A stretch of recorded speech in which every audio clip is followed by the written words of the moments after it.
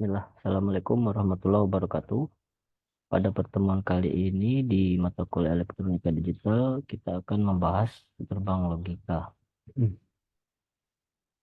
Sebelum kita membahas bagaimana cara gerbang logika, berikut ini adalah waveform digital atau bentuk gelombang dari sinyal digital. Nah, yang pertama di gambar yang sebelah atas ini adalah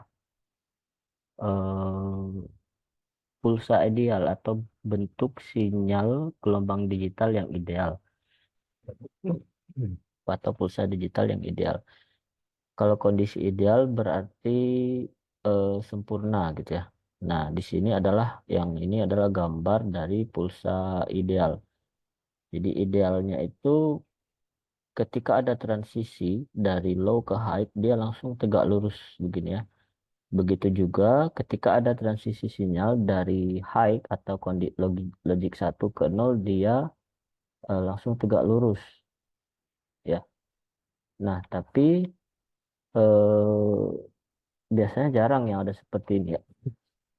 Nah, jarang sekali karena di kenyataannya pulsa digital itu mirip seperti ini nanti ketika di zoom bentuk gelombangnya.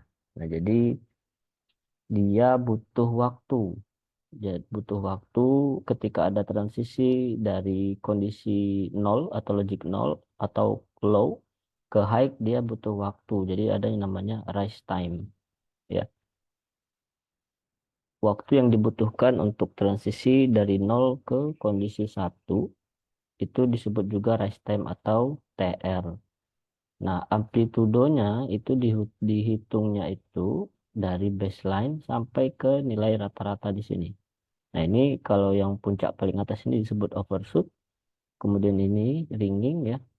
Nah, dan lebar pulsanya berarti dari sini, dari 50%. Ya, dari 50% dari total amplitude. Nah, itu disebut ketika kondisinya naik lebih dari 50%, itu dianggap logik satu.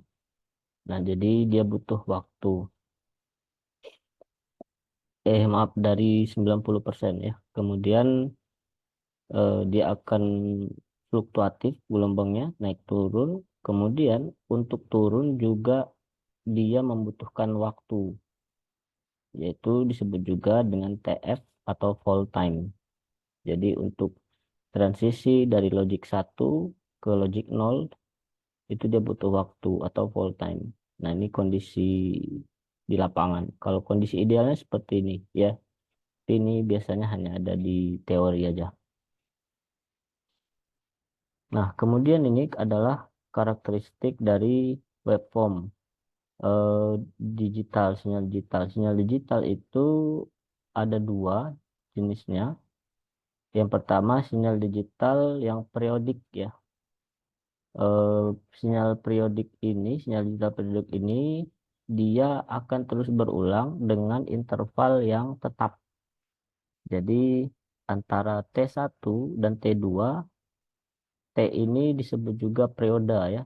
Waktu yang dibutuhkan dari transisi dari nol ke satu, kemudian satu ke nol, kemudian naik lagi dari nol ke satu. Itu disebut juga periode. Atau ya periode ya, waktu yang dibutuhkan untuk satu gelombang penuh itu disebut periode. Kemudian frekuensinya itu adalah rate atau eh,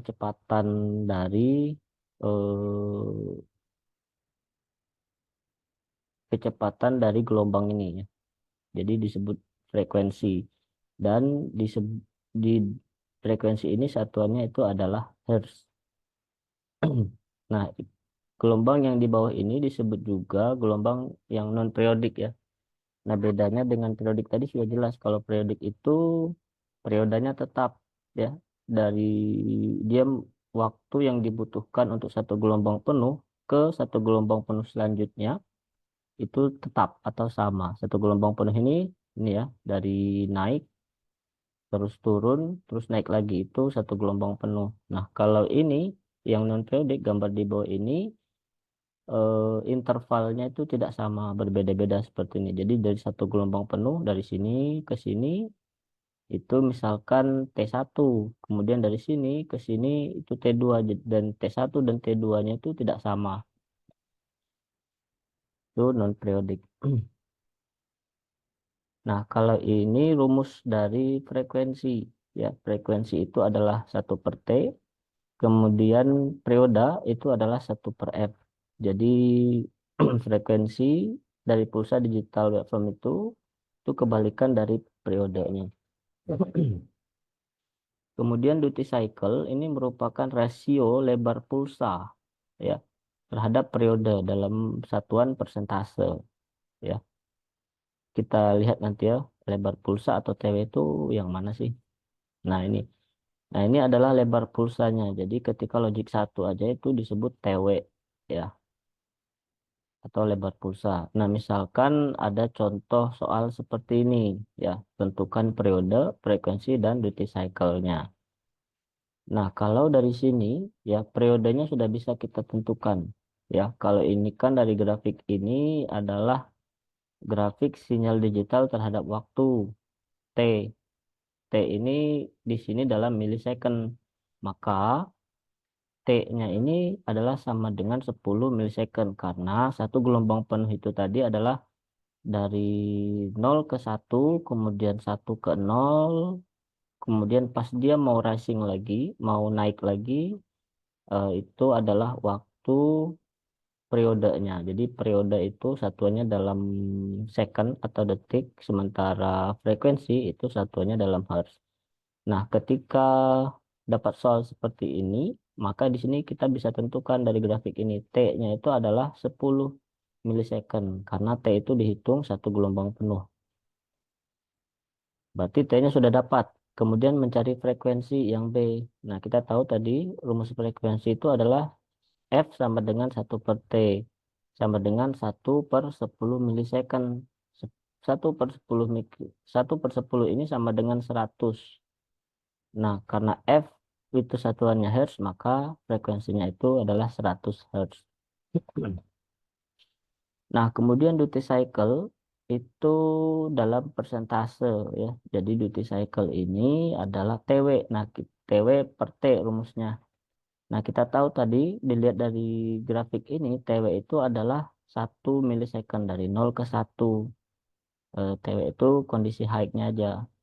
Ya, jadi duty cycle bisa kita cari TW per T kali 100%. TW-nya 1 milisecond, T-nya itu 10 milisecond dikalikan 100%. Berarti duty cycle atau TW-nya itu, oh sorry, duty cycle itu sama dengan 10%. Nah, kemudian ada lagi istilah clock. Jadi pada rangkaian digital, seluruh waveform atau seluruh sinyal digital disinkronisasikan dengan waveform pewaktuan yang disebut juga dengan clock. Ya, clock adalah waveform periodik di mana setiap interval antar pulsa atau periode atau satu gelombang penuh sama dengan waktu untuk satu bit.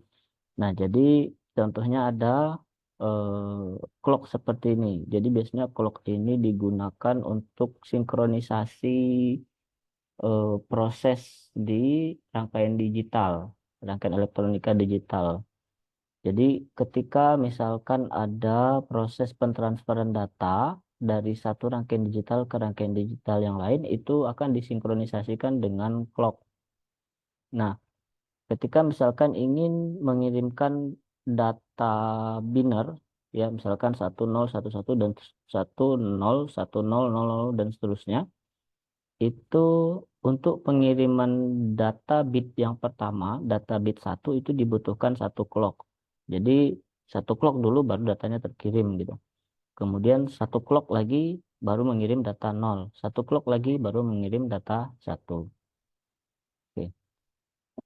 Nah, ini adalah timing diagram. Timing diagram merupakan grafik sinyal digital yang menunjukkan hubungan antara dua atau lebih sinyal yang saling berhubungan. Nah, contohnya ini, ketika misalkan ada sebuah microcontroller controller ya, kemudian dari output A dari mikro tersebut mengirimkan sinyal seperti ini. Ya, kemudian di output B akan mengirimkan sinyal seperti ini. C akan mengirimkan sinyal seperti ini. Nah, sinyal-sinyal itu bisa saja dikirimkan secara paralel atau serial. Nah, tapi tetap ketika dalam proses pengiriman sinyal tersebut, dia membutuhkan satu clock untuk satu kali proses pengiriman. Nah, jadi satu clock A-nya baru keluar satu, bit satu. Satu clock B-nya keluar bit 0. Satu clock C-nya keluar bit 0, dan seterusnya. Nah, ini tadi yang saya sampaikan tentang proses transfer data. Transfer data itu ada dua jenisnya, transfer secara serial dan secara paralel. Ketika dia secara serial, yang dikirim itu T data yang pertama dulu. Jadi misalkan ini ada sebuah device digital yang akan mengirimkan ke device digital yang lain. Nah, misalkan data yang akan dikirimkan itu adalah 1011 dan seterusnya. Data ini dikirimkan secara serial. Jadi satu persatu dikirimnya. Satu clock mengirim bit satu ke device penerima. Satu clock mengirim bit 0 ke device penerima. Satu clock mengirim bit satu, data satu ke device penerima. Itu dia serial, jadi berurutan kalau serial itu pengiriman datanya. Nah, kemudian ada juga pengiriman secara paralel. Nah, ini ada dua buah device pengirim dan device penerima. Ketika satu clock di kaki komponen ini, dan ini, dan sampai ke bawahnya ini langsung ada logic 1, 0, 1, 1, 0, 0, 1, 0.